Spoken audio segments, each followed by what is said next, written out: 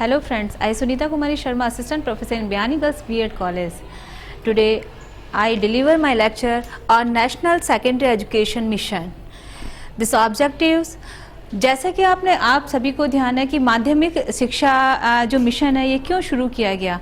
माध्यमिक शिक्षा मिशन की शुरुआत की गई थी मार्च 2009 में की गई थी मानव संसाधन विकास मंत्रालय की ओर से, और उन्होंने ये प्रस्ताव रखा था कि इस आयोग की स्थापना के पीछे एक उद्देश्य होना चाहिए कि जो बच्चे शिक्षा के क्षेत्र से वंचित रह गए हैं, बिछड़ गए हैं, उनको समान शिक्षा प्रदान करना।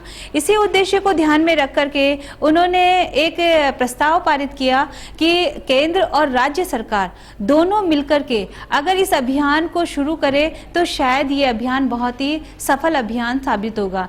तो उन्होंने इस अभियान के दौरान ये निश्चित किया कि 75% अनुदान केंद्रीय सरकार देगी और 25% अनुदान राज्य सरकार देगी। दोनों ने ये अनुदान अपने अपने तरीके से दिया और उसी अनुदान के आधार पर इस आयोग की स्थापना की गई। इसके बाद इन्होंने उद्देश्य जो रखे वो नंबर वन है माध्यमिक शिक्षा के स्तर में सुधार। सबसे पहले जो राष्ट्रीय माध्यमिक शिक्षा अभियान जो था उसका उद्देश्य था कि माध्यमिक शिक्षा के स्तर में सुधार कैसे लाया जाए, क्योंकि देखा जाता है कि अधिकांश बच्चे शिक्षा से वंचित रह रहे हैं और संपूर्ण शिक्षा उनको प्राप्त नहीं हो रही है। तो इसके लिए उन्होंने शिक्षा के स्तर में सुधार के कई तरीके अपनाए। नंबर 2, विज्ञान, गणित एवं अंग्रेजी शिक्षा की विशेष ध्यान दिया। विज्ञान और गणित और अंग्रेजी शिक्षा पर उन्होंने विशेष ध्यान इसलिए दिया क्योंकि वर्तमान समय टेक्नोलॉजी का युग है। तो उन्होंने कहा कि हमारा जो बच्चा है वो टेक्नोलॉजी से पिछड़ता जा रहा है, तो इसलिए उन्हें विज्ञान की शिक्षा प्रदान की जाए, साथ ही उसे गणित विषय की भी शिक्षा प्रदान की जाए। और संवाद के लिए, यानी अगर वो दूसरे देश में जाता है तो उसके लिए संवाद के लिए उसको अंग्रेजी शिक्षा की बहुत ज़रूरत होती है, इसलिए उसे अंग्रेजी शिक्षा भी प्रदान करनी होगी। तीसरा हमारा पॉइंट आता है लैंगिक भेदभाव की समाप्ति।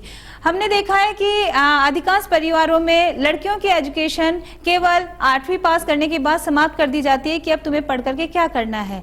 लेकिन इस आयोग में, इस अभियान में जो एक उद्देश्य रखा गया था वो ये ही उद्देश्य था कि लैंगिक भेदभाव जो हो रहा है कि बच्चे को, लड़के को तो शिक्षा दी जा रही है और लड़कियों को शिक्षा से वंचित किया जा रहा है, इसको समाप्त किया जाए और दोनों स्तर पर लड़के और लड़कियों को समान रूप से शिक्षा प्रदान की जाए। चौथा पॉइंट हमारा आ जाता है सामाजिक एवं क्षेत्रीय भेदभाव की समाप्ति। हमने देखा है कि जितने भी पिछड़े लोग होते हैं, जितने जनजाति वाले जो लोग होते हैं, वो जनजाति कास्ट में अधिकतर लोग शिक्षा से वंचित रहते हैं और वहाँ पर स्कूलों की सुविधाएं नहीं होते हैं। लोग दूर दूर तक एजुकेशन लेने के लिए नहीं जा पाते हैं। तो ऐसे स्थानों पर देख करके कि कितनी बस्तियां हैं, बस्तियों के आधार पर विद्यालयों की व्यवस्था भी की जानी चाहिए। नेक्स्ट पॉइंट आता है ड्रॉप आउट समस्या का समाधान। ड्रॉप आउट ऐसे विद्यार्थी जो कि 9वीं में एडमिशन तो ले लेते हैं, लेकिन 9वीं क्लास में एडमिशन लेने के बाद 5-6 महीने स्कूल आते हैं और स्कूल आने के बाद वो वहां से पलायन कर जाते हैं। तो ऐसा क्यों हो रहा है? तो इस अभियान का एक उद्देश्य ये भी रखा गया था कि ऐसे बच्चे जो ड्रॉप आउट कर जाते हैं उन बच्चों की समस्याओं का समाधान खोजिए कि क्या कारण है जो वो स्कूल से भाग रहे हैं, पलायन कर रहे हैं, स्कूल में नहीं आ रहे हैं। तो उन समस्याओं का समाधान करके उन बच्चों को वापस हम विद्यालय में बुला सकते हैं और वापस उनकी शिक्षा सुचारू रूप से शुरू कर सकते हैं। नेक्स्ट पॉइंट हमारा आ जाता है अतिरिक्त कक्षों का निर्माण।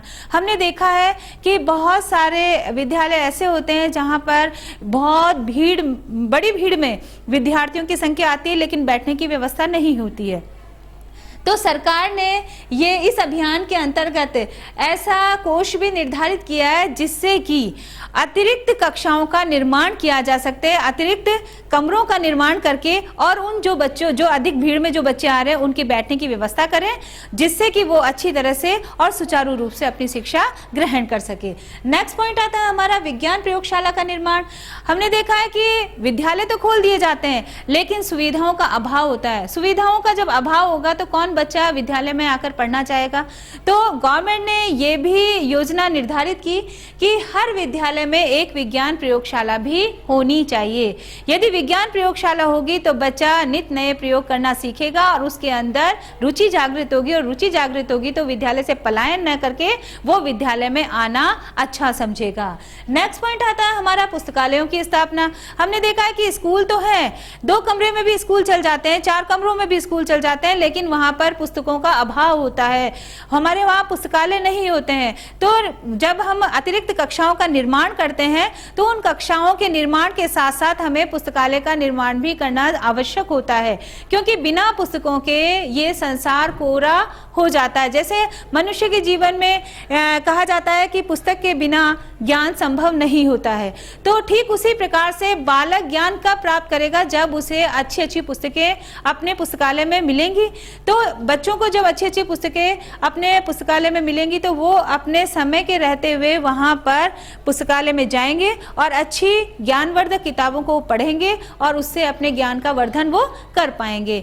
इसलिए कहा जाता है कि माध्यमिक शिक्षा अभियान के तहत बहुत सारे ऐसे कार्यक्रमों को इसके अंदर शामिल किया गया है जिससे कि बच्चों की जो पहले ये अभियान था कि 6 से 8वीं तक की शिक्षा सुचारू रूप से चालू की जाए, लेकिन यहाँ पर इस अभियान में 9 से 10 कक्षा 9 से 10 तक के बालकों को शिक्षा सुचारू रूप से मिले, इस अभियान का यही उद्देश्य रखा गया है। क्योंकि 8 तक तो हमने कर दिया कि ये निर्धारित है कि 8वीं कक्षा तक तो विद्यार्थी एजुकेशन लेगा, लेकिन 9वीं कक्षा में आते ही वो स्कूल से भागना शुरू कर देता है। तो हमें इस अभियान के तहत इसी उद्देश्य को रख करके ये अभियान शुरू किया गया है कि कक्षा 9 से और 10 तक की शिक्षा को अनिवार्य रूप से लागू की जाए, ताकि हर बच्चा अपनी शिक्षा ग्रहण कर सके और शिक्षा से वंचित नहीं रह सके। Thank you.